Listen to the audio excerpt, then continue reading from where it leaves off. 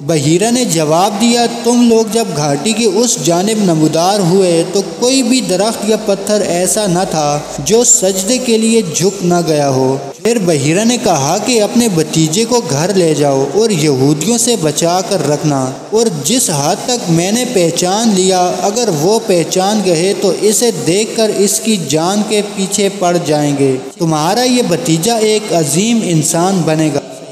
مشکوٰۃ المصابیح کی ایک حدیث کے مطابق حضور صلی اللہ علیہ وسلم کا ارشاد ہے کہ میں اس وقت بھی نبی تھا جب آدم علیہ السلام مٹی اور پانی کے درمیان تھے۔ میں ابراہیم علیہ السلام کی دعا، عیسیٰ علیہ السلام کی بشارت اور اپنی والدہ کا وہ خواب ہوں جو انہوں نے میری پیدائش کے وقت دیکھا، اور ان سے ایک ایسا نور ظاہر ہوا جس سے شام کے محلات روشن ہو گئے۔